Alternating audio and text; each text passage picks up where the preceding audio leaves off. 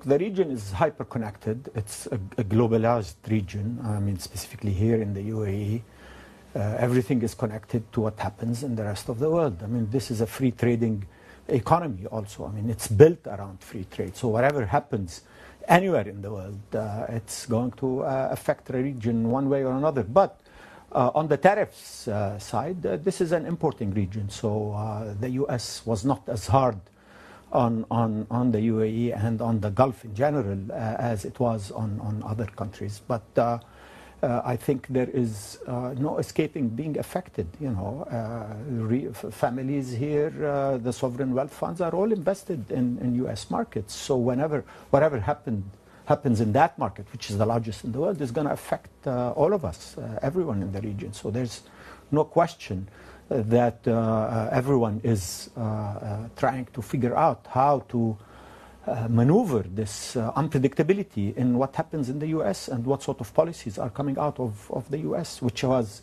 always, a standard of predictability. When that unpredictability comes, you've got to be careful, and for a long time, because there's the question of trust is deep now there. I mean, what is it? You can't even figure out what the policy is really at the end of the day. And so, yes, people are worried, people are jittery, and people are being very vigilant now. Fadi, has this changed your own approach to investing in the region, particularly in the tech space? Well, look, I mean, it's been only a few days now, but I think it's also going to affect capital allocation to tech in the region. The tech industry in the region, the venture funds in the region are nascent, 10 years old.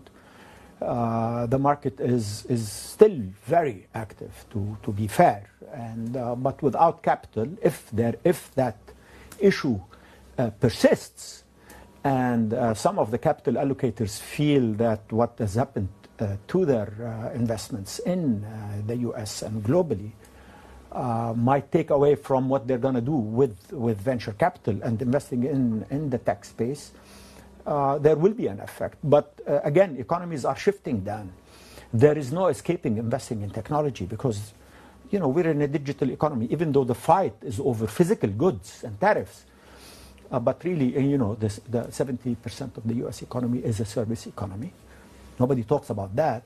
But we're also in a service economy here, and we're also shifting to a completely digital economy. And artificial intelligence is the future, not the movement of goods or the selling of goods and physical goods and, the bricks and mortar world. So allocating capital is a must, but it's going to get affected on the short run because of the uncertainty where a lot of the capital of the region sits, which is the United States. Indeed, and what's been really interesting in my conversations with investors like yourself, with allocators, with even the sovereign wealth fund leaders through the course of this week, it's been interesting to gauge the reaction and the response here, because there's also been this suggestion that the AI race that really shaped the narrative for global markets through the first quarter could now become a slow walk. What's your take on that?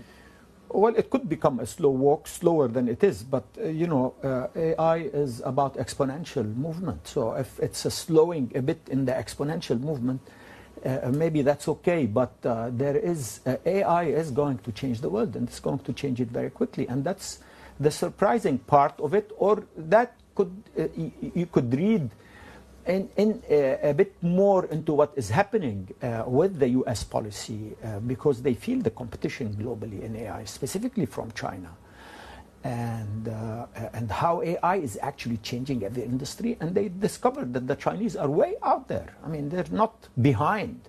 And so the competition in the digital space, in the artificial intelligence space, which will affect everything in bricks and mortar. Right. I mean, you can't decouple those. Right. And you can't decouple a globalized world overnight just because you feel that you've lost your industries. And so I think AI will continue to have capital in it because the infrastructure of the future is going to sit on it. And so there's no escaping. Right. The reason I asked the question as well is because what underpins a lot of that AI investment right now is the Gulf sovereign wealth funds, including the likes of Mubadala, for example. So, you know, what we've seen is the UAE opening up this $1 trillion investment corridor between the UAE and the United States over the next 10 years. There's lots of strategic investments happening there.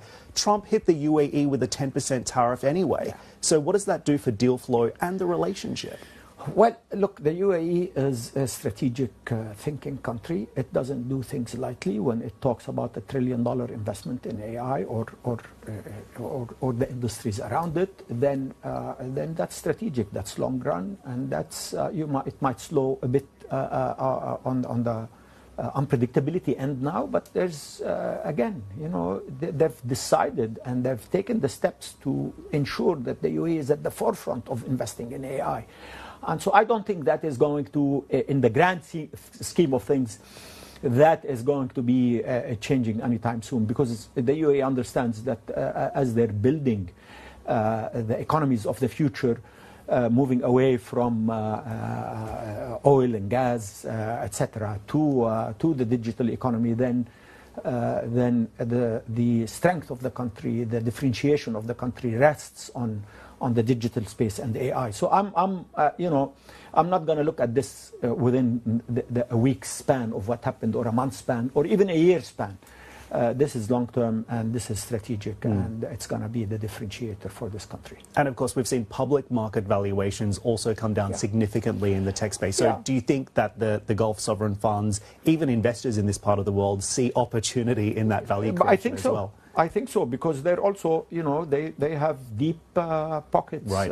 There's a lot of capital that is available, even though the price of oil is going to affect everything, and we need to wait and see where the price of oil eventually lands beyond the couple of weeks that we have here. But that also deeply affects the surpluses that, or possible non-surpluses in the budgets of the regional economies. We know that Saudi Arabia is already closing the tap a little bit on some of the projects, and waiting again to get the price of oil beyond 90 is going to affect several of the economies in the region. Indeed. You and I were last together on stage at the AIM Summit in Dubai, and so much of our conversation was focused on what regional investors are doing in the entrepreneurship space. So what's the feedback that you're getting from portfolio companies right now at Wamda Capital, and what are they telling you about this environment right now? I get the sense that, yes, there's still a lot of optimism out there, but surely there must be some concern on the books at the moment. Look, Dan, people are shell-shocked, right? Because we moved from euphoria to complete unpredictability within one day, right? Because the day before, everything was way up there. Everything was like incredible. Things are happening. Valuations are fantastic. There's a lot of capital. So I think they're shell-shocked. My message to them today is, be careful with how you spend the cash that you already have. Venture funds, luckily, have raised in the past year. So most of the big venture funds that emerged in the region have capital to deploy. And so they'll be able to withstand the current turmoil. I hope so. And startups have to look more into, whatever you have needs to last at least 12 to 18 months now, until there is clarity on where the U.S. wants to land in terms of its decoupling itself from the trading regime of the world. Fadi, as it stands right now, what would you say is the biggest threat facing Middle East startups and the MENA tech ecosystem overall? We've listed a couple of these big issues. We've spoken about geopolitics, supply chains, rising costs, macro headwinds. What sits on top of the risk list right now if you're a startup? I think with the current situation as it is in the world, and in my estimation, that there is going to be a problem of trust with the biggest economy of the world and the current administration there when it comes to economic policy.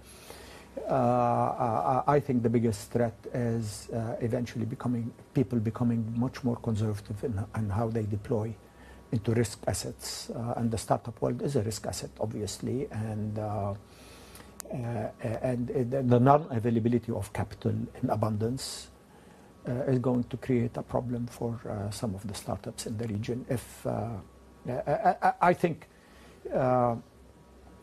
otherwise, talent is here.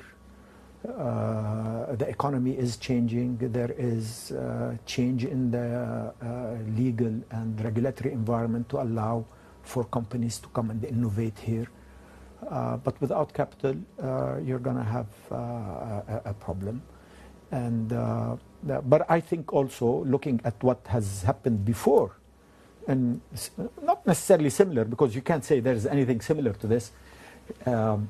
When markets went down, the strategics here, like the sovereign wealth funds, continued to fund the venture industry, and let's hope that they continue to do that. So the long-term capital stays interested. Fadi, let's talk about what the opportunity is then. We've spoken a lot about the negatives here. What are you working on right now? What's your highest conviction portfolio company? Look, we are very bullish on artificial intelligence, and we are seeing a lot of it. Suddenly, you know, like everything in digital, it suddenly comes and it becomes an avalanche, right? And there is a lot of talent and a lot of companies, and every company is doing either adding agentic AI to what they're doing, or they're launching businesses that are AI native, and so I think and this is new, right? So you're seeing several companies pop up in this way, and I think this is no question is going to change very quickly the face of the global economies, in my view. You know, robotics, even though it's not here, but it's going to be coming here, and you know,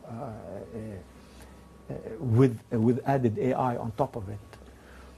Again, back to the issue of trade. You know, you want to bring jobs back that robots might be able to do. So, I mean, people, I think that's where the big challenge is, and that's where the startups that are going to disrupt this trend globally, but it's going to come here. So it's whatever happens in the West is going to eventually come here, and that's where the opportunity is, and that's where we feel the investment is, and that's why where I worry that if there is no capital, because this requires capital and substantial capital, then I'd worry about what happens here. But you know, you have to remain optimistic. Indeed. Ever the optimist. All right, Fadi, we'll leave it there. Really appreciate the conversation. Hey, thanks so much for coming to have a chat with me today. I appreciate it. Such a pleasure. Always. Looking forward to seeing you again, sir. Thank you, Dan.